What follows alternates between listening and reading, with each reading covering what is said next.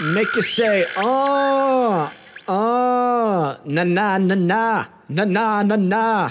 No Limit Soldier. You remember that? I actually don't. Master Pete. Come on, Michael. Ladies and gentlemen, quick reminder that you're awesome. And I just wanted to say thank you for listening to the show. Thank you to iDoby Radio for everything that you do. And thank you to Nice Guy Digital. Our guest today is CURT MEGA. You might recognize him from GLEE. And he does a podcast called Story Matters. He's a great guy, hardworking, and he's shot over 100 short films. Something like, that's amazing. And we had a great talk about acting, the industry, hard work ethics. It was an absolute pleasure. Ladies and gentlemen, let's give it up for CURT MEGA.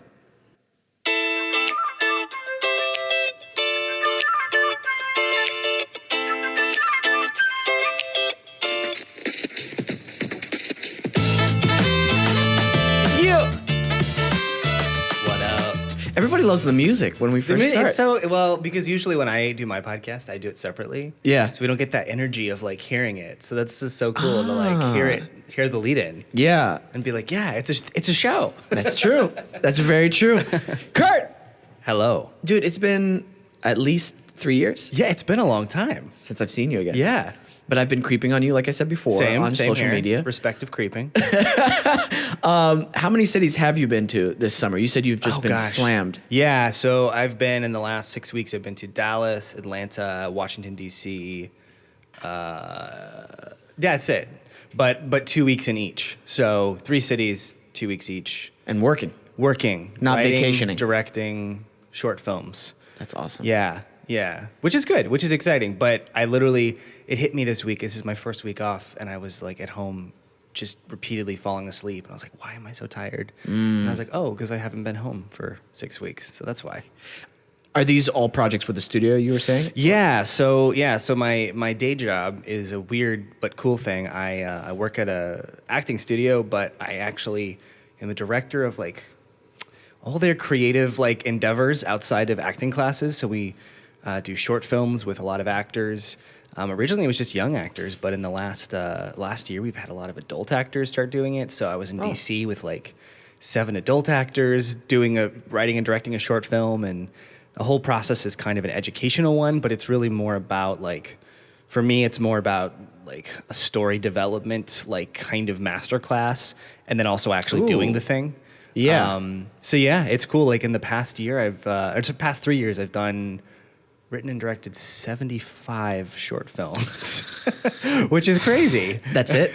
That's it. But man, I tell you what, when you do it that many times, there's like, it's to me the best part of it. It's like I've always wanted to make movies, and I'm an actor at heart. I still do that. It's like my first thing that I do. But when you make that many films, you really start to like understand how it works on a very primal level. Yes. Which I really like. I couldn't have gotten even if I had gone to film school. I don't think I could have gotten that sense of just like trying and failing and then trying and failing and then doing it and then figuring it out. And I don't know. It's cool to kind of feel like I'm sort of unlocking the like formula of like, oh, this is how you do it. Dude, we've talked about this on this podcast so many times, but the best way to learn things is trial by fire. Absolutely. 100 times. And like the failing, quote unquote, failing part or making mistakes is the best part of it. Because that's when you really learn something to the bone. Yeah. And I feel like I'm in this like, when I went to college, true confession, I dropped out of school because I had a beef with the acting professor who said that I didn't know what I was talking about, and it was a whole thing. And I left. I kind of want to know what. We can't gloss over that. Okay. So I went to school, and I'll say some good things first. First thing is the dean of the theater department there was awesome, and was just very encouraging. And even when I left, sent me on my journey to LA with like a thick reading list of books that he said, read these and don't stop learning, and it was great. But when I was I was in college in Texas, and I had just started doing my own, like, I started studying film acting. Yeah. And I had my opinions as to what was good or not good. And my theater professor had very different opinions. and we clashed a lot. And so I got a D in my acting class, my acting 1 class, because I refused to like do certain things that she said I had to do, and like I felt like she was asking me to like show my work, like it was an algebra problem, and I was like, it's acting, yo. And so I left. and I kind of thought to myself, over the years, I've thought, I wonder if I messed up. Did I screw up? Like, should I have stayed? Should I have gone to New York and gone to Juilliard? Like, not that I could have afforded that, but like, should I have done all these things? And I feel like in the last several years, I've entered this like Renaissance era of like going back to school, but without going to a school, just through studying online and taking online courses. And like, I just enrolled in like a master class, like audio, like a 3-month like audio mixing course, because I was like, I want to do better audio on my films. Like, and I just feel like this excitement to learn that I haven't felt since I was in high school in the last like few years, which I think is cool. And I just don't think people always realize like there's so many, like there's nothing you cannot learn. If you want to learn something, there's probably like a course you can take, and it's probably better than like the college version of it. You know what I mean? So, but that was my college experience. So I'm making up for it, dude. You know what? My old college acting teacher, our first class with her was like that. Mm-hmm. And I'll be completely frank with you. I had that feeling too. Right. Where like, this is a lot of work. Right. But there was something that illuminated inside me where it's like, oh yeah, every line is supposed to mean something. Right. And I came from the thought where I would go a lot on instinct. Right. Right. And so it was not controlled. It was not refined. And then sometimes it would be good, but like other times it'd just be very broad. Right. And then whenever I took the time to really break down literally every single sentence that you're saying, why are you saying it, the subtext, I'm assuming that's what the work was. Yeah, it was a lot of like, I need you to play 6 emotions here because that's more interesting. And I was like, what? Like, it was just like a fundamental like disagreement on like what the scene was about. But it was similar.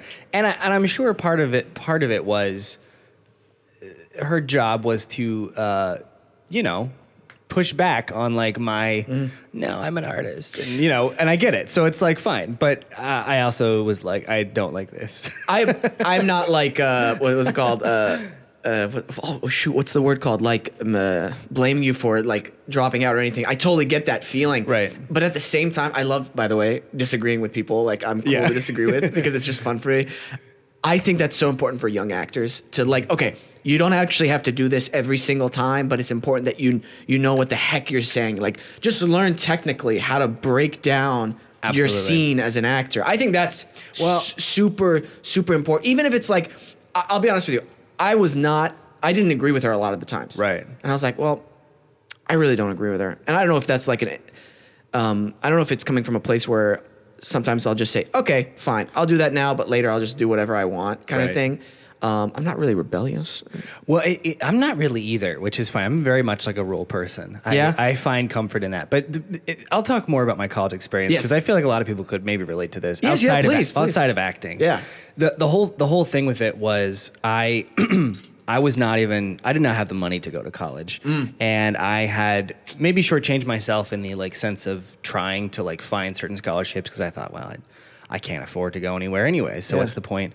And on a whim, I auditioned for the theater department at this particular university and got accepted on like a full ride, both academically and for an acting scholarship. And I was like, oh, okay, I should do it then.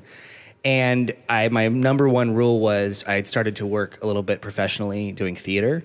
And I told him up front, I said, listen, this is what I do. Like, this is what I do, and I have to keep pursuing this. And everybody was like, yeah, of course.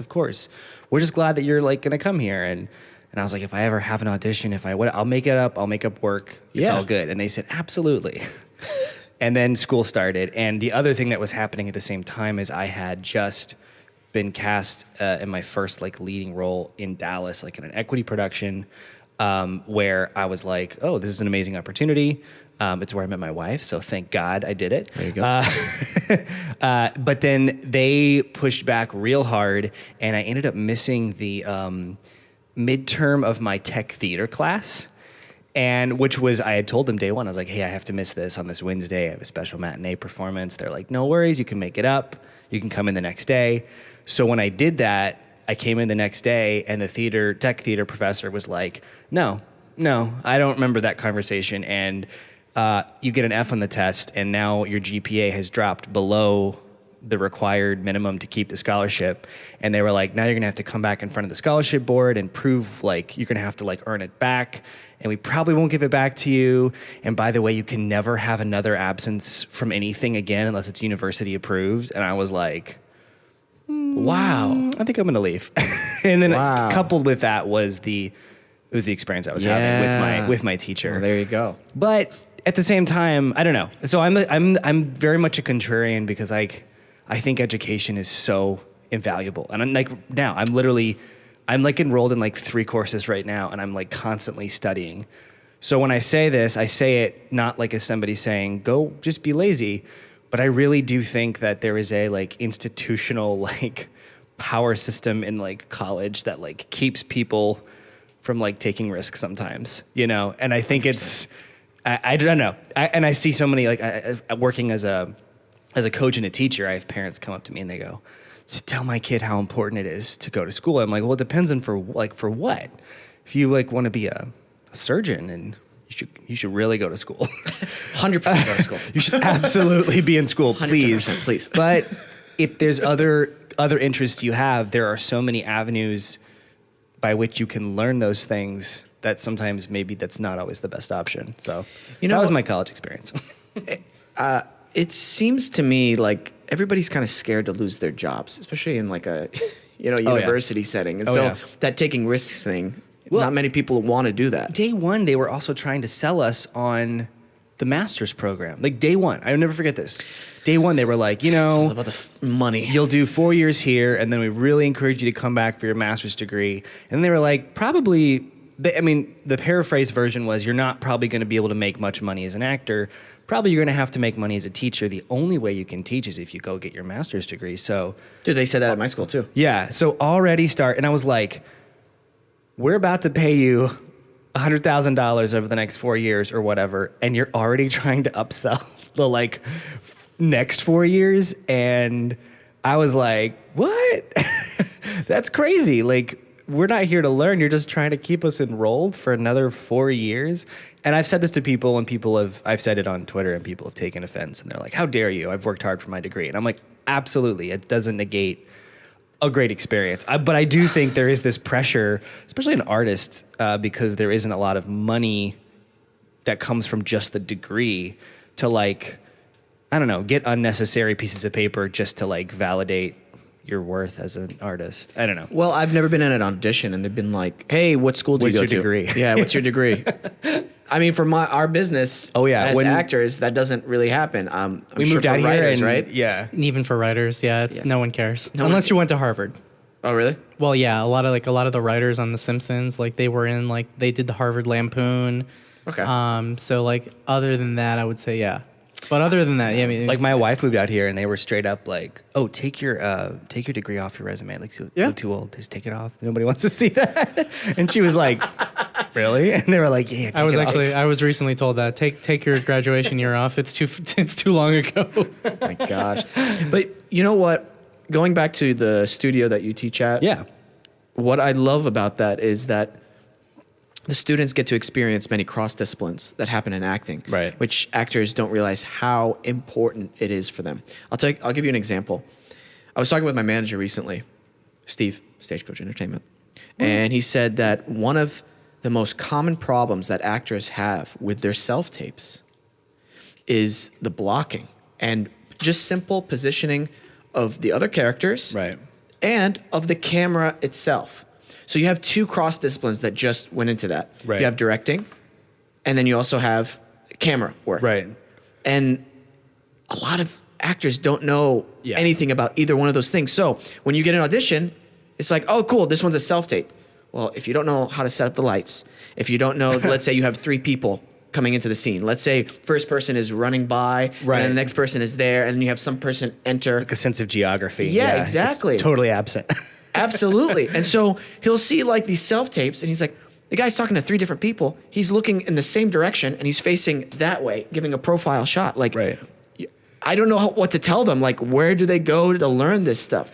So it's really cool that the storytelling process that you're doing at your studio is helping these students in that way. So much of that, inspired me and because like I said, I'm an actor first and foremost. So that I always approach everything I do through that lens.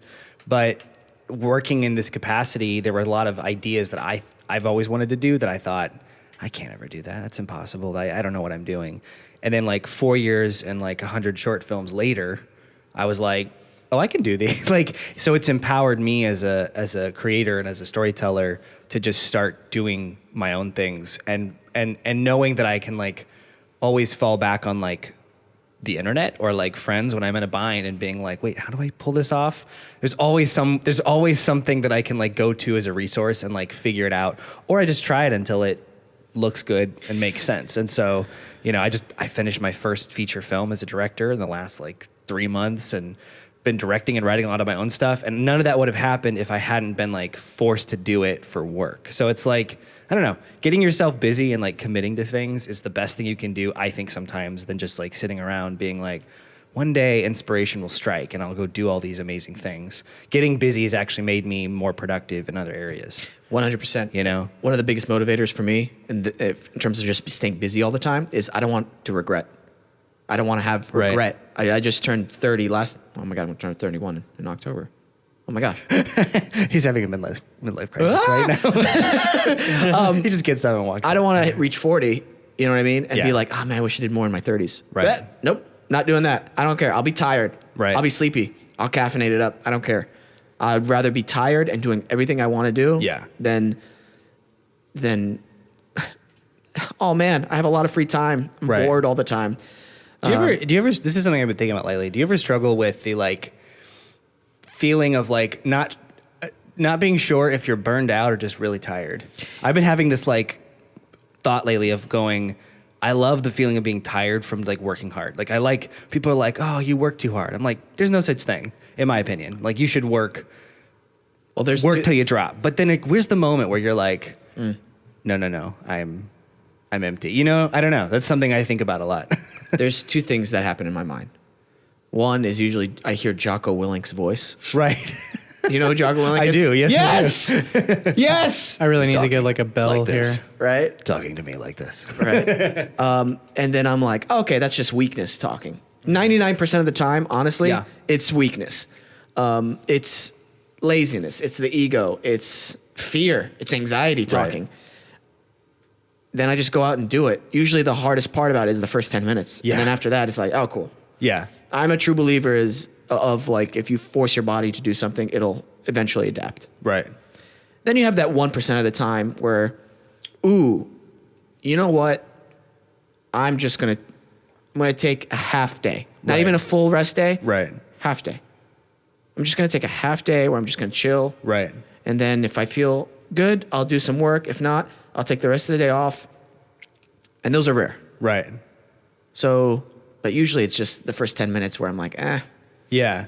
That's what I do. It's usually Jocko Willink. So the answer is Jocko Willink. Okay. But yeah. I urge people to make sure to find that balance, the middle path in their life. Because, I mean, you can make, let's say, 3 short films in 3 months, right? We do more than that, but yeah. I'm saying CURT MEGA can. Oh, yeah, for But sure. Joe Schmo, who's never made a short film, that could be a huge undertaking. You do adapt. It's true. It's build true. yourself up. Well, I remember... Like lifting weights. You wouldn't start at like 300 pounds. No. Yeah, I remember very vividly, I was working on... We talked about this on the other podcast, but I was working on the show called GLEE. And I had long had aspirations that I would do more on the show because they had said as much. And then that didn't happen. And I hit this phase where I found myself with like, I was okay money-wise for like a few months because I was just like coming off the show and no job and no work and all the time in the world. And I thought, cool, this is perfect. I'll just create things. Yeah. And I did nothing. I like sat on my couch and I like wallowed in depression because I had all this free time and no commitments and nothing that I had. And I was like, I was like saying no to all these things because I thought, no, I want to make myself available for, I didn't know what it was that I thought was going to fall into my lap. And I'll never forget sitting on the couch, like probably in my underwear, and my wife walking in being like, you have got to like go do some stuff. Like you got to like get off the couch and stop like being depressed about whatever opportunity's not falling in your lap, because I know you and I don't recognize you, and you have to go start saying yes to things. And that was like a decisive moment. It was like 5 years ago that I literally was like, I'm going to say yes to every single thing that comes my way. I mean, within reason. Within reason. You know what I mean? Every single good thing, at least that looked good on the surface. Every single creative opportunity that people were like, you want to do this thing? Hey, I got this thing. I just was like, you know what? I'm going to start to say yes to all these things, because I was so scared of like, well, that might be the wrong thing. Like, well, the big thing might be out there, and I'm over here, you know, catching the small fish, and the big fish is over. And I just really walked away from that, and I said, I'm just going to say yes to a bunch of things. And that is the moment I could definitively say, like, I found what I am passionate about. Because up to that moment when I moved out here, I was just kind of like waiting for something to like fall my way and then be like, I guess this is what I'm supposed to do. But that's the moment that I started feeling like I could actually tell people, no, this is what I am. Because I just started to do it, and people started to ask me to do and be part of ideas and collaborations and projects, and none of them paid anything, and that was fine. You know, like, I don't know, it just really changed my whole perspective, and that kind of steered me along to this new path of becoming not just somebody waiting for the next gig, but like making your own work, you know? So if you're on the couch, get up, put on some pants and go do something. You know, it's super hard for people. It's super hard, especially in that depressed state. I mean, you're lucky you had your wife to kind of initiate that. Like, yeah, absolutely. Literally, most of the things I've done are because she said, you should probably go do this. And I went, fine. And then later went, thank you so much. Right. But no, it's hard. It's really hard.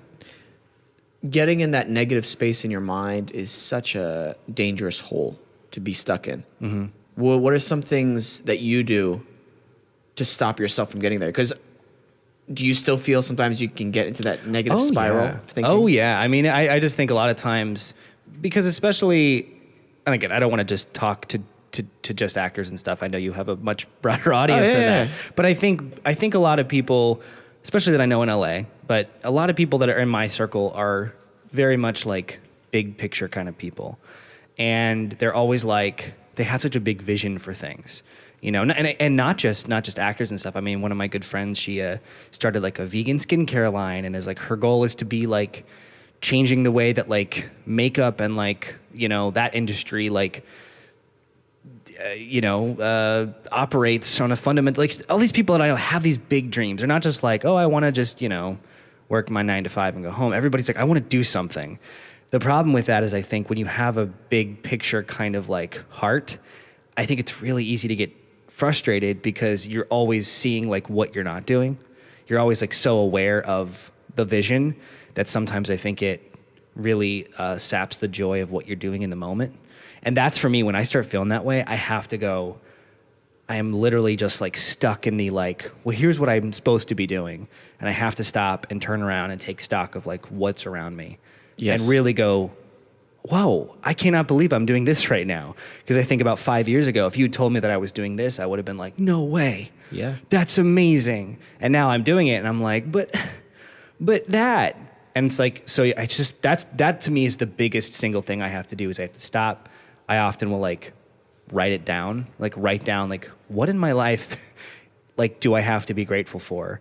And that little shift is essential. And I have to do it like several times a day. It's not like you just do it once and you're good. Like you kind of constantly have to go back to that state of like, what do I have happening that I can pour myself into? And what people are around me that I can like be there for and with, and trust that all that other stuff will come or won't come, and it's not there yet. So why am I, but it's tough because at the same time, I also am so driven by goals.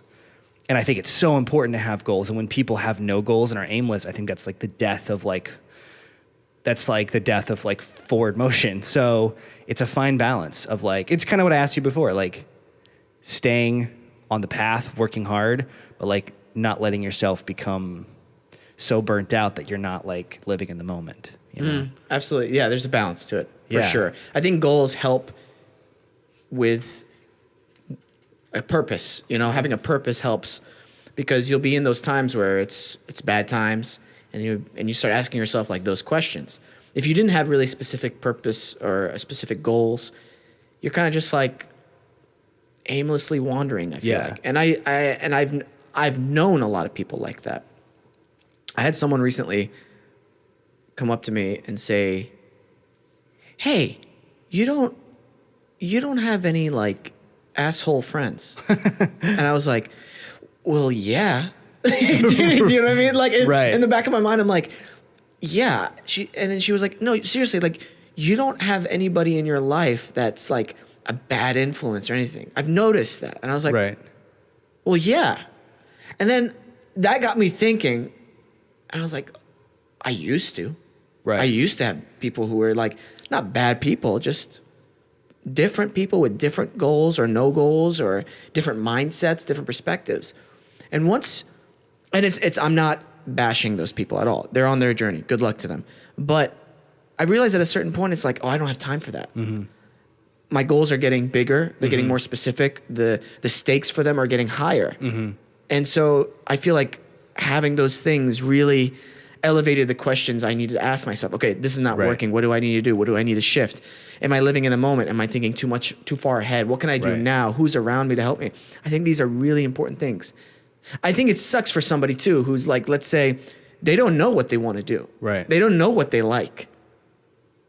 Especially in this time era. I mean, we have so much at our fingertips with the internet. Like, you're able to see and learn so much. Like, you were talking earlier about if you don't know how to do something, you have so many resources, you have so many friends. You can find how to do anything on YouTube. Right. Like, the majority of the stuff, if I need fixed or anything, I go to YouTube. Like in very specific ways. Yeah. Like, what is this? How do I change this red cap under the hood of a 1983? And it's like, did you mean this? And you're like, yes, I There's did 6 mean that. different people. There's a blog about it from 4 years ago. You're like, oh, cool. This has already been asked. Awesome. Yeah, Great. yeah. No, man, it's. I'm telling you, this is a crazy time we're living in. Well, and anything is available to us. I think too, it's important to recognize that some goals you have, I don't mean to be a pessimist, but some goals you have, you literally cannot make happen necessarily for yourself. Like, I think it's important to have, for me, I had to separate my goal list into things that I can work towards, but I cannot make happen on my own, and things that I can make happen on my own.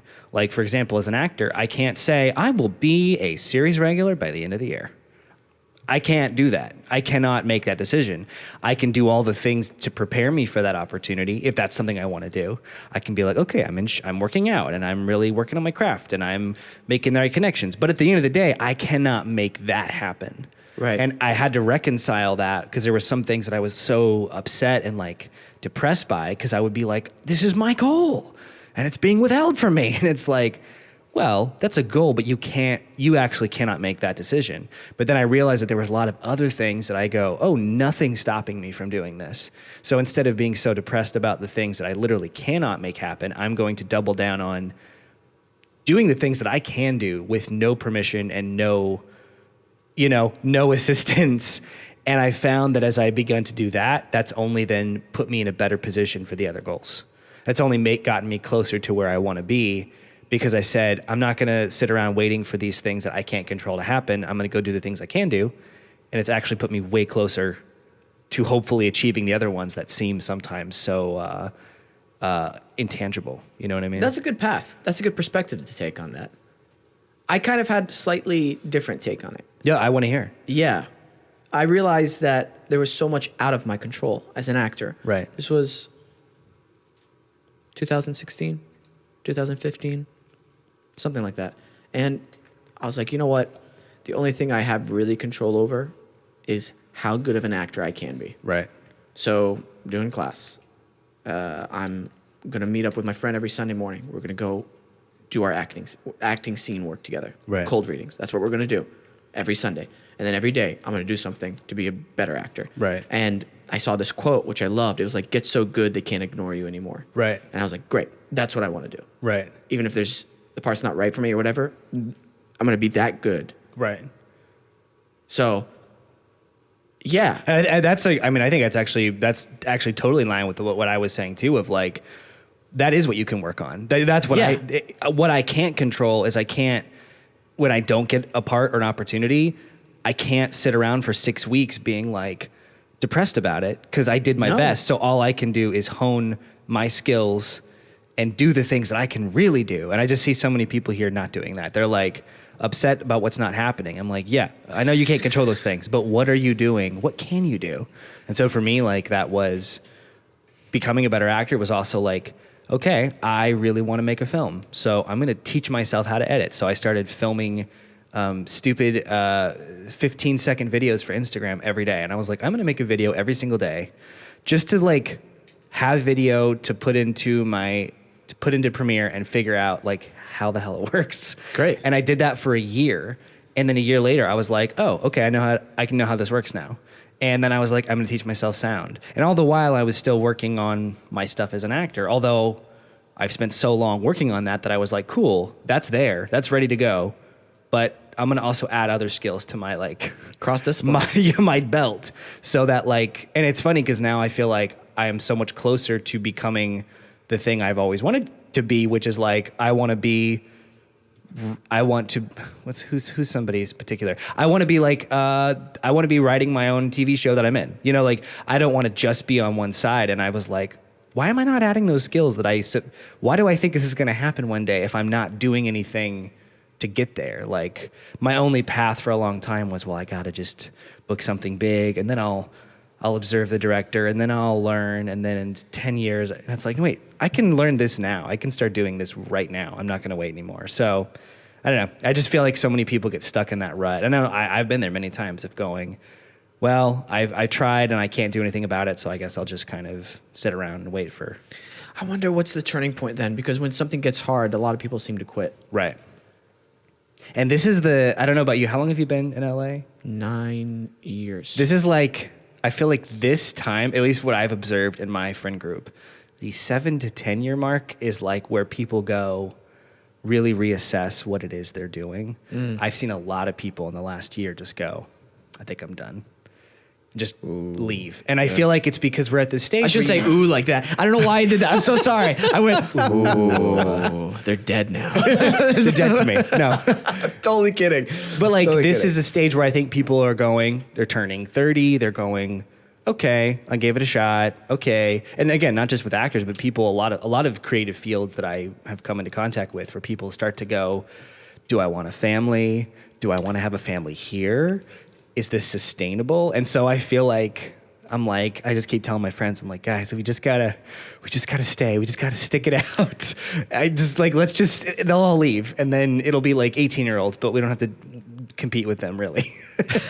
Like, all we gotta do is stick it out right now. And, hey, man. And I think we'll persevere. Can I send this message of, I don't know, wisdom or a little tip for actors? Oh, please. Bring your A game to auditions. Learn, like, take an audition class. You don't know the frustration that happens with producers and directors and creators of shows whenever there are tens and probably hundreds of thousands of actors in no, probably that's a crazy number, right? No, I bet that's true. Okay, hundreds of thousands of actors in LA. Okay. Yeah. Dude, bring your A game. When they get 4 people for a character, or 5 or 6, like, these are our selects, choose from them. And then when everybody goes, nobody blew me out of the park. Like, nobody blew me out of the park. That's not a saying. Blew me out of the water. Blew me out of the water. Blew me out of the park. Or the park. Or the park. Whoa. Yeah, there was no home run out of any of them. Yeah. That's a problem. It baffles me working as a coach and as an actor. I think, first off, it's only increased my, like, not desperation, but like my sense of I've got to be really good, because I start to see these, and also I get less auditions probably now than I did when I first moved here, only because of my type. Because when I moved here, I was like, I can be 18 and I have Zac Efron hair. Now it's more like specific to who I am. I see them as this like opportunity. I'm like, oh my God, I have an audition, and it's my chance to go in. And I have this confidence now to be like, I can't wait to show you what I can do. Yes. And I coach actors all the time, and they come in and they show me what they're going to do. And I'm like, literally, I'm like, is that literally what you're planning on doing? And they're like, yeah. And I'm like, what? Like, I really want to be like, quit. Like, if you're doing this, like, why do you think? And I always phrase it like this. I go, do you know how much money you would possibly make from this? And I'm like, I don't want to talk about money because whatever. But and they're like, no. And I tell them the numbers. And I'm like, if you had that kind of money to spend, would you hire yourself? And they're always like, Oh, that's such a no. Oh, I and like that. I'm like, that. it's not about money, but it's like, think about it. If you're a boss and somebody comes in to like a job interview and they're like late and they don't have a resume and they're like, what are your skills? And they're like, I don't know. Like if they were like half-assing it, would you be like, I'm going to pay you $500,000 because you're worth it? No. So it kills me with I'm like, why do you think? But that's the thing is I don't think a lot of artists ever think about that side of things and think about like that it is work and it is like building a sustainable business model. And they just, I don't know what they think. I don't know what it is. Maybe it's like movies that tell us that you're going to be like on the street and someone's going to go, oh my God, kid, you're going to be a star. I don't know what it is they think will get them the opportunity beyond their work. It blows my mind. It blows my mind. After working, on this for the people for the first season and having that great show, by the way. I really like watching it. Best show on television right now. Hey, it's a great show. It's the best show. It's the best show. It's the best show. Don't say great. It's the best show. I've heard actors complain all the time, and I used to say this. Oh, auditions. It's a very I don't have the right circumstances, the right environment. It's very false. It's cold in the room. It doesn't help me with imagining my circumstances or the acting part, and that's why I'm not good at auditioning. Well, yes, when you're working on a set, the set looks real and everything, but honestly, it's not any more comfortable than it is in an audition room. Nope. You've got 2 cameras, sometimes 3. You've got people literally behind you. Sometimes the person you're looking at, like right here, all that behind them is fake. You're playing to a piece of tape, a little X mark on a C stand. Yeah. Oh yeah, sometimes. And then you were wishing the days where you had a blank white wall and one person with a tiny little camera. You're wishing for those days. Yeah. But so it doesn't get any easier. Can I go on a Mission Impossible rant for a second? Absolutely. It's connected. I've been majorly immersed in Mission Impossible because I really like those movies and I love Christopher McQuarrie, the director who did the last 2. And I was listening to a podcast where he was talking about the last Mission Impossible, which I won't spoil it, but there's a scene that takes place in a safe house and it's a very intense scene. It's a fight scene and a guy's tied up and there's people behind him fighting, whatever. And they were like, what was the hardest scene to shoot? And he goes, oh, that scene. And they're like, why? And he goes, well, it was the last day of principal photography. We had no time. We had to be wrapped by midnight or we were going to go over into the next day, which is going to cost them $375,000, of which there was no money. So he was like, just because it's a big movie, there's not like endless money. Like it's actually more strict. You know what I mean? And he said, by the time the cameras and the lights got set up, we had 15 minutes to shoot the entire scene. And he's like, so there I am, yelling at my actors, like Simon Pegg and like the other 2 being like, just say the lines. And they're like, can we go through it? And he's like, no, just say the line. And he said the actors were getting so mad at him and they were like, can we find a rhythm? And he's like, there's no, just like, and he was just trying to get them to just jump from line to line to line because they're all like hard cuts. And he's like, he said they were so mad at him because they couldn't understand what he was needing them to do. And I was like thinking to myself, like, that's film acting. It's not like going into a room with your headphones for 6 hours and working yourself up and then it's like, no, just like go, say the line.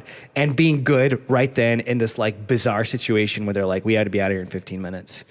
And I just thought to myself, like, if more actors could just know that and could just understand like that is what it is. And I say this now as a director, it's so frustrating when I'm like working with actors. I love actors, but I'm always like, can you just do the thing? And they're like, well, I need to like, and I'm like, what are you doing? Like, and I guarantee that wouldn't, like on your set, if I was to book a guest star to show up and be like, I'm sorry, can I take like an hour with this? They'd be like, an hour? No. Hey, we'll get somebody else in an hour. We will cast it. It's like, you just have to be, and I find that so many actors like don't necessarily like you said, take those risks and then they just turn into very safe and like, I don't know what they think is going to happen when they get the job, but like you said, it's probably going to be worse. Well, I'm not going to name the show that this happened on or the person, obviously, and I felt bad for him, but it just goes to show you how, if you're not ready and prepared, it can really screw you over. So the guy comes in, and everybody's excited for him to come in for this co-star or guest spot, and he can't remember the lines, and he's messing up a lot, and he's feeling really bad. That is the worst feeling as an actor. I just feel clammy just thinking about it. Oh, yeah. And I'm talking about line. Okay, sorry. And then he's trying to like act like after he's like, sorry, here's the line. And I'm just like, oh, this is terrible for him. Was it Tommy Wiseau? No. And then, the script supervisor would come and be like, that was better. They actually need this line perfect. And so you just could tell he was just really green and wasn't ready. I later found out that he had a great tape, self-tape. But when he got on set, it all, like, the nerves got to him. Yeah. And talk about, like, people talk about auditions are nerve-wracking. I'm like, that's not nerve-wracking. Not really. When you have 60 people on a crew, like, staring at you, that, like, to me, that's the most nerve-wracking. And it's like, oh, this shot, we got to push in and pull focus and the light. And if you're the one guy who messes up when everybody else gets their job wrong, I mean, right? And like, they're like, perfect, it was great. You messed up the take. That's when it counts. And like, do you guys shoot on film? No. Oh, you don't shoot on film? No, we don't have $1 billion an episode. Well, GLEE shot on film. Oh my God. And I remember the choreographers and whoever would always be like, don't fuck this up, because one take is like money. So there was always this, it doesn't really matter. Honestly, it doesn't matter. You should always act like you're shooting on film. But there is like this added pressure of like, you better get it right. This is when it counts. And if you can't show up now, like, this is the craft, I was saying this on Twitter and you said we should talk about this. And I was like, oh, yes. Before we jump to that. Okay. Before we jump to that, ahead, I just want to say something that helped me. Yeah. Gain that confidence. I parallel a lot of things because the craft of acting, and some of the things I parallel is martial arts and war type scenarios. And I always imagine like the stories I read in war books of the soldiers who are like pinned down and they're like, we're going to die. It seems like it, 99.9% we're going to die. Are we going to go out like cowards, or we're going to go out, making them, giving them hell before we go? And I get so motivated and I feel so amped when I read stories like that, because there's this fork in the road that happens. Right. It's like, okay, am I going to be nervous, care what other people think, or am I going to just, go balls to the wall and go hardcore with it? I wish I could go back. I wish I could go back to the like 7 or 8 years prior to what I've learned. I feel like, especially in the last few years, to the auditions I had where I know I was timid and I know I was like, I want to be right. I wish I could go smack myself and take back some of those opportunities. Obviously I can't, but all I can do is like going forward, why would I not give it every single thing I have? Like, why would I don't know. It baffles me when I see people who get opportunities and I just think blow them. Just blow them left and right, because there isn't that drive and that hunger. And I love you said martial arts, because I always like to talk with artists and like actors. I'm like, this is think of it like a sport. Like, think of it the way that a runner or a swimmer or a base, whatever. Like, think of it like on the sense of like, I think people think because it's creative that it's just like some intuitive thing that you're just gonna feel, and people are just gonna go, oh my God, you're so creative, and here you go. It's like, no, it's just the way like Kobe Bryant had to like was in the gym every night till 2 after a game doing free throws. It's like, why do you think it would be any less? Especially when it's such a thing that is so competitive. Like, why would you not bring your A game? I don't know. It seems like a dumb thing to even ask, but it's so universally like not there with so many people, like that lack of work ethic. A good portion of the confidence comes from, oh, did I do the work? Yeah. Oh, if I did, then the shoot day, I'm sure you've seen it too. Eric's the stand-in on the stand-in on the show, and actors, especially when they have their closing arguments, will be running those things over. Oh my God, you guys are a legal drama too, which is the words like. Yeah, it's a word perfect show, by the way, with no improv allowed. Or I've auditioned for it twice. And oh, really? Yeah. The which ones? I get so excited. Which one? Oh wait, no, I'm sorry. One of them, I auditioned for the pilot, and then I auditioned for something else. I don't remember what it was. And then the last one, I thought it was it, but it was actually the Shonda other one. It was the How to Get Away with Murder. Oh, okay. So, but I have twice, and I don't remember. But the pilot, it was for not your character, but another guy. He was, Seth? Yes. Yes. Okay. Yeah. Funny enough, Ben Rappaport, the guy who plays Seth, is coming in right after you. Really? You Drama. Stay tuned. No, but Yeah. But it comes from the work. Yeah. Did you do the work beforehand? That's where I feel confident. If I'm like going into an audition and I'm like, oh, I've been working on it for 2 days, all day, and I've got, I can't wait. I got the perfect thing. I'm excited to show you guys. It's one thing to like be in the self-tape room and be like, I got it. But it's like that pressure, when the pressure's on. I was working on, last year I booked a pilot called The Get, didn't get picked up, but it's fine, with Amy Brannaman, who I adore.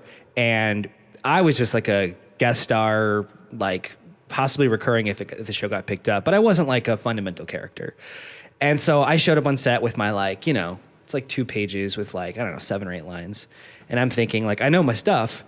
And I'm not used to actors really wanting to run stuff with the guest stars from certain shows I've worked on. Yeah. Nobody's ever come up and been like, it's like you walk up and they're like, hey, what's up? Okay, action. And Amy comes up and she's like, hey, do you guys want to run the scene? And I'm thinking like, oh, sure, we'll run through it a few times. Over the course of the day, we probably ran that scene probably 200 times, because between every single take, she'd be like, you guys want to run it again?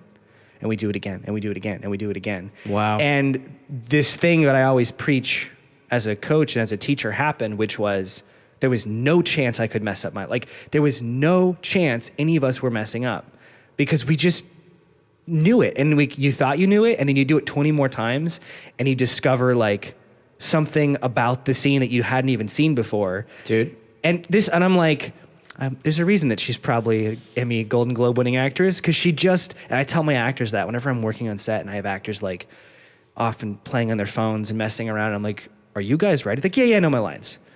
And it's always interesting to see which ones, when we're like rolling and it's always run and gun and it's always crazy, which ones like buckle under the pressure.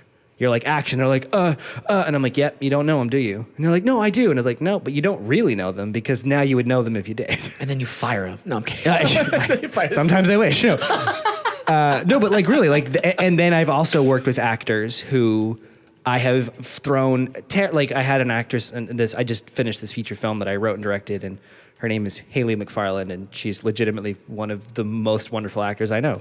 And she's been in a bunch of stuff, and I threw her just pages of material, and it was not a bad shooting situation, but it was literally like, we got to get it in 10 minutes and blah, blah, blah. And I'm sitting there going, there's no way she's going to get through this. This is so stupid of me to like, I'm a terrible person for asking her to do this. And just like nails it like 4 times in a row. And to the point where I was like, I wish I had a note just to feel like I was like a good director, but I have no notes. It's because she is such a professional and is so prepared. There was not a chance she could like, nothing could affect her work. Our whatever things we were doing badly or whatever, it couldn't shake her, because she was like that locked in. And that's a professional, I love that. And I don't care if this is not cockiness, it's just, I'll explain it. But I love when I get that feedback in an audition. Yeah. And I'm sure you've gotten it, where the casting director's like, I don't have a note. I thought, can we just run it again? Try something different if you want. And that to me is like, is the, what's the word? Man, what is going on with me today, man? Is the affirmation that I did my work. Does that make sense? Yeah. And actors need to be, because they're, and I'm sure you've worked way before this show, but maybe even now working as a series regular, I feel like, are you even more aware of like how crazy it is to put a show together? Kurt, first of all, I work now harder than I've ever worked as an actor. Everything that is built up to this has made me a little bit stronger, a little bit more wiser. For this moment. For this moment. Right. And then when you're there, you're like, oh, I would have never been able to handle a series regular role last year, or excuse me, Right. like 2 years ago, 3 years ago, 4 years ago. Absolutely not. When I first came to LA, no way. I would have never worked again in the business if I worked a series regular role. Because it would have been too much pressure. No. Yeah. And then you see everybody else, especially on this show, and Eric knows what I'm talking about. Everybody's a freaking master at their craft. And I don't say that lightly. There are no assholes. Everybody's so professional. And everyone, I'm talking about everyone, Kurt, is so good at their job. Yeah. And so when you come on set, it's like, oh, I have to be ready. You have to step it up. And it occurs to me too that I feel like so often, and this is why I love that's why I love when actors and when you get outside of yourself and you go do other things, because it teaches you what it is to really do it. And especially now as a director and writing and editing my own stuff, man, when I'm on set, my entire perspective is 180 degrees different than it was 6 years ago, where I'm like, it's my time. Now I'm like, oh, and they're shooting now. Okay, great. Yeah. And I feel this like sense of teamwork that I didn't feel before, because I'm like, oh, I'm part of the team, and 75 things happen before it gets to my moment, and then I have to kill it, and then 75 things happen after me. Right. And I have to like nail what I have to do in this machine. And I feel when actors don't understand that, and it becomes so. I was at my studio the other day. There was a rehearsal happening for something, and I like walked by and I heard the leading actress. She was talking to the costumer, and she was like, "My character wouldn't wear that. My character would not wear that." And I just was like, I like cringed on the inside. Not that you shouldn't have like a strong sense But you of it. could say it in a nicer way, in a more respectful way. Right. And you know what I mean? But it was such a sense of like, it starts and ends with me. And I was like, get over yourself. Just be part of the team. And the thing I was going to say too is like, in that, now that you've seen firsthand, like now that you felt that like pressure, I think too, like you understand why, to me, like why certain people like just keep working. Cause you go, there's people, you can count on, you can rely on. And I think so many actors want things to be perfect. And they're like the whole interview with Mission Impossible thing. Like, he's like, yeah, my actors were furious at me because they wanted this perfect acting experience. And he's like, but that's not what it is. And if you're not able to adapt to like the pressure of, hey, I know we weren't going to do this scene, but the light's perfect, so say the line right now, go. And you're like, but it's like, that's not what it is. It's not what, you're not here to like have everything work around you and for you. And I went to an audition back in December of like this Disney show that I ended up booking. I'll never forget, I went in and I started doing the scene, and the casting director was like, what are you doing? And I was like, what? And she goes, oh, those aren't the right lines. Those are, I don't know. And I was like, what? Oh. And she's like, oh gosh, I think you got the wrong. I'm so, here you go. Let's just do it. And I had this moment of wanting to be like, are you kidding me? Like, now I have to do the scene and I don't know and I thought to myself, who cares? All right. Grab the script. And I thought, my job now is to like do what I do, which is no excuses, to just know what I know about the craft and know what I know about the beats of comedy and do it. And I did it as a complete cold read, and we finished, and she was like, oh my God, thank you so much for just like going for it. She's like, I'm so sorry about it. She's like, it's been happening all day, but she's like, thank you for having such a great attitude and for going for it. It was great. And then I booked the job, you know? That's awesome. And it was like, I could tell it meant a lot to them. Something had happened, wrong stuff had gone out. They couldn't control it. But instead of like throwing a hissy fit and being like, well, this is not how I work, and just being adaptable, I'm positive that's probably half the reason that opportunity opened up to me, just because I was like willing, you know what I mean? And that's not to say like I'm so great. I'm just saying like. Well, you are saying that. No, okay. But it's like I'm totally kidding. That's what it is. Like being flexible, being adaptable, being willing to like accept that it's an imperfect situation, and like thriving in that under that pressure. Like that's what it takes, you know. 100%. Do you know about my Best Buy story? No. Commercial. That's what happened to me, but on set. Okay. It was 3 paragraphs. It was for online. and it was technical, talking about the technical specs of each product. Right. And those are the hardest because there's nothing to like connect to as a character. We're doing, okay, we're just going to do a rehearsal. We're just standing. We're still setting up lights. Cool. I start going through the monologue and I'm done with it. And then there's like whispers and then feet are shuffling. And then director comes up to me. He's like, hey, what sides do you have? And I like showed him. He's like, these are the old sides. Okay. There are actually new sides for this. And I looked at it and it's like the new sides were sentences were switched and like words were like switched around and then new sentences. And it's like, oh, all right, well, give me a few minutes. Exactly. Do you know what I mean? So it's that same attitude. It's like, well, what are you going to do? You can What's call the your alternative? agent and be like, how dare, or you could just do it. Or just be like, all right, guys, just so you know, I knew it wasn't my fuck up. It was somebody on their end. So it's like, all right, whatever. Yeah. Real quick, not real quick, but I want to, before we forget the Twitter you mentioned. Yeah. Please. So do you remember the tweet? I Should we pull do. it up? Okay. I do. Because I've been thinking about this a lot recently. Yeah.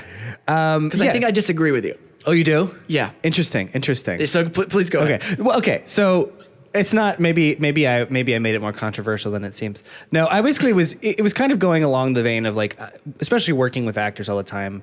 I see so many people getting so like scared to take risks and so scared to step out of their comfort zone. And those same people are like, I don't know, trying to be like icons of fashion and glamour. And then like when it comes to the work of like getting up and going for something and just making a fool of yourself, if that's what it needs to be, people are so reluctant and scared. And I just had this thought of like, why is it for me? Okay, so growing up, I was a theater kid. I still am like weird, nerdy, do puppet shows in my bed, weird voices in the shower. Right. Like that to me is like where I discovered what it is that I wanted to do. I was like, we're weird people. Theater people are weird. Yeah.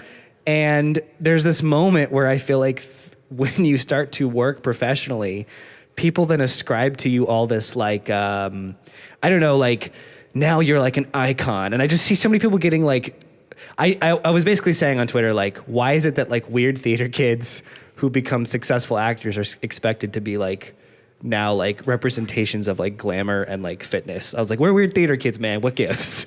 And I thought to myself, and again, it's like, if you're like, cause I'm really into physical fitness and eating well. And I think if you like to dress up and you feel great about yourself, that's awesome. But I just sometimes question the like intent of like, when did we stop being weird and get so like serious about what we do? You know what I mean? I don't know. What do you think? I think honestly, it goes on the actor. Yeah, totally. Because I've reached a point where it's like, you know what? I really don't care anymore what other people think. Yeah. I'm doing what makes me happy. I think it's the right thing to do. I think it's the good thing. I'm not hurting anybody. I like to go out and I'm not glamour. That's not who I am. Right. And if you are into that, that's awesome. That's fine. That's the thing. Yeah. If that's who you like and what you like to do, awesome. All for it. But I don't know, and this might be a bad example. Who do you think is really glamour that you think at their core really isn't glamour? You know, the one I use, and he's done a good job of, I think, diffusing that just in his personality. But like, I always like think about Chris Pratt, who I love. I love Chris Pratt. Yeah. But Chris Pratt to me was so endearing because of the qualities of being like the guy in Parks and Rec and whatever. And then at some point he became Chris Pratt in Guardians of the Galaxy. And I just started to see the like, people be like, Chris Pratt is so hot and sexy or whatever. And I just thought to myself, I always like thought, again, that's fine. And he's an attractive man, but I always thought like, and I think he's done a pretty good job of keeping it real, but I've always been like, Chris Pratt's like a weird dude. Like when did Chris Pratt have to become like, drop like 100 pounds to be like, I don't know. But I'm delving into like body issues here. No, you're not. No, but then the question arises, are we allowed to let people evolve too? Exactly. No, and yeah, right. I mean, I'm not saying, I'm just putting that question out there. I don't know, man. Here's my perspective. It's more so I feel like when I work with people who are like, I'm trying to cultivate an image. I'm trying to like make myself into a thing. And I'm like, but you're like an actor. And like, you're like like actors are weird. And like we do silly voices and we get up and we mess around and I see sometimes the like desperation to like look like I'm part of this Hollywood crowd sucking the life from the thing that made you like do that in the first place. Yeah. Which is being weird and being like so comfortable, like just exploring and being creative in whatever way the thing calls for. I sometimes see, and maybe this is more of a commentary like on social media. Maybe that's really what it's about. But I just see people kind of going, okay, I need to like button it down and like look really good and like everything needs to be me, like attractive and like, hey, how's it going? And I'm like, I have friends that do this where I know them in real life and I'm like, you're a goofy, weird person. And online, like, what are you doing? Why are you acting like you're this serious person? You know what I mean? This branches off into this, but my dad used to, he would hate when I would wear my Toms because they'd have holes in them. He'd be like, Wesam, if someone saw you with holes in your shoes, they will think you're homeless and you're on TV. It's not good, Wesam. And I'm like, Dad, I love that. Dad, it's fine. Trust me. It's fine. Yeah. And I don't know. See, that's something as an audience, a general audience member, he's like, actors should always be like perfectly groomed, their shoes, if they go out anywhere, you know what I mean? And he got upset with me, like legitimately upset when I was FaceTiming with him and he saw me wearing like a white t-shirt and sweatpants. And I was like, I'm walking on set, like I'm about to start filming. And he's like, what are you wearing? You're wearing pajamas on set? You know, I'm like, Dad, I have a 16-hour day ahead of me. I'm going to be comfortable right now.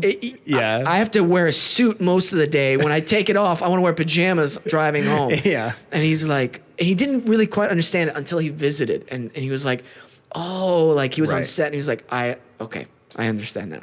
Right.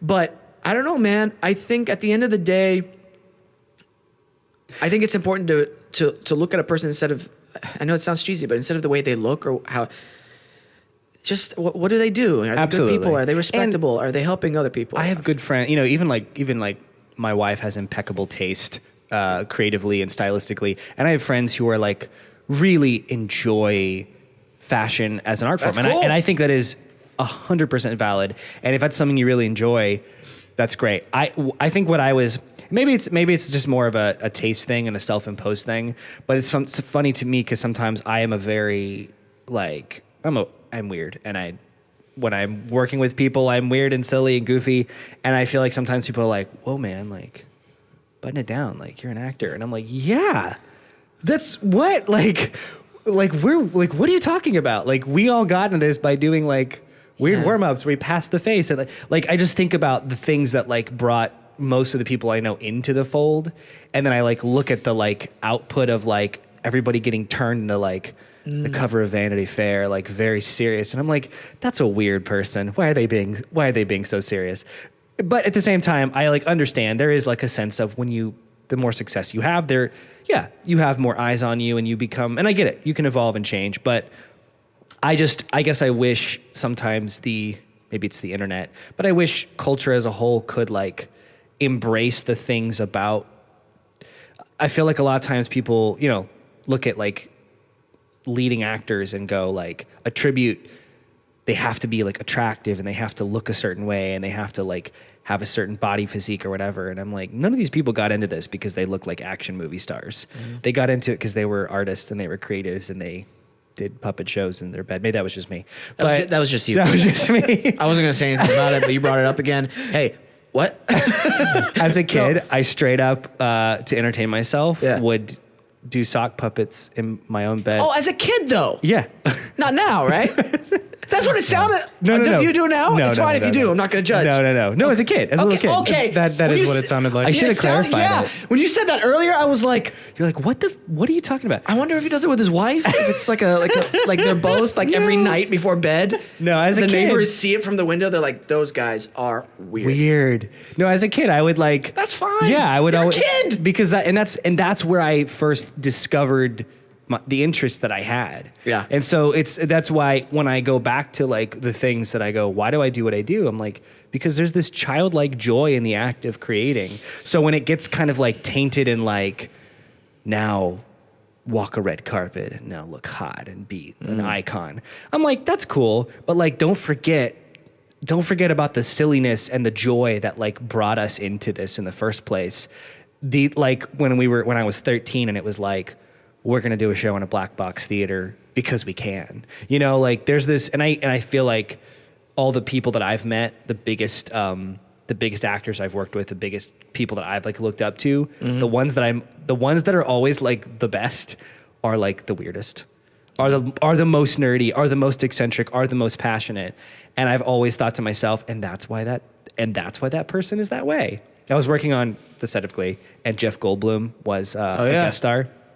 And, you know, that was a show where it was about underdogs, and then all the people on that show got very famous very fast and quickly all became icons of fashion and whatever, all the while playing like weird theater kids and also being really sexy on the cover of whatever magazine. Very weird contrast. Very weird. And I was on set and Jeff Goldblum was there, and he was running lines for a play that he was doing on Broadway in like 2 months. He was replacing Alan Rickman.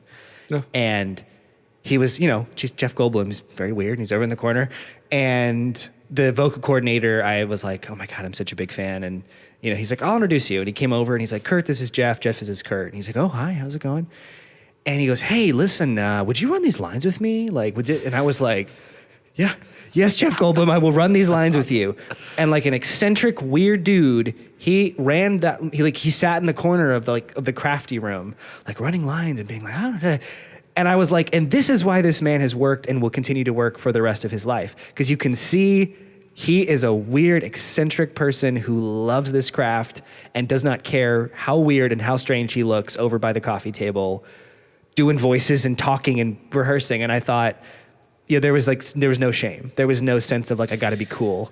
And I was like, that to me is something I aspire to be, is to like not let any kind of success or pressure change the like fundamental things that make you a creative person, you know? As long as they're good things, you know what I mean? As long as like they're good things. Qualities. Yeah, no, if they're bad, get rid of them. But, Yeah. you know, hold on to the things that like got you where you are. If it's what fueled you, don't let the success of things like change that part of you, you know? Kurt, speaking truth out here. Yeah, man. Spitting truth. This is good. This has been a lot of fun. I'm so glad you came on, and I'd like to have you on back. I would soon, love to if come that's okay. You have a podcast I as do. well. Where can people find that? It is called Story Matters, and it's available on where podcasts are listened. Great. Apple Podcasts, Spotify. We just got on Spotify, which is cool. Cool. We a tagline is looking at the world through the lens of story. So we basically every week look at the world and culture and things around us that are happening now through the lens of storytelling, whether it's film, television, books. Great. And we talk about our own creative projects and endeavors. So yeah, you Wonderful. can check it out. Story Matters. Awesome. CURT MEGA on everything, I'm assuming? Yeah, at CURT MEGA on pretty much everything. Where's your last name from? It's real. It's Polish. Okay. Apparently it got changed at Ellis Island. It was Meacham at one point many years ago, and then half my family went by Mega, and then the cool half took the word Mega. But people think it's fake. They're like, okay, what's your real name? No, yeah. It's my real name. It's your real name. All right. Appreciate it, Kurt. Thanks, Thank man. you for having me on. Of course. Michael? Wow. Thanks, guys.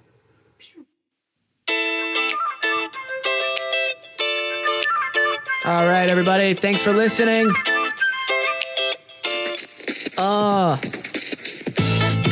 It was CURT MEGA. It was wonderful. Michael, thanks for everything that you do. Eric, thanks for coming in today, man. Thanks for having me. You're welcome. Thank you to Nice Guy Digital and Adobe Radio, and thank you to the listener for tuning in. If you listen to the show and you like it, let us know. Seriously, I'd love to hear from you. Let me know what you think of the show. Tweet at us, Instagram us, subscribe to us, write a review for us, send us your social security number. Don't do that part. Don't do that part. That was a trick, and you passed if you didn't send it. We out.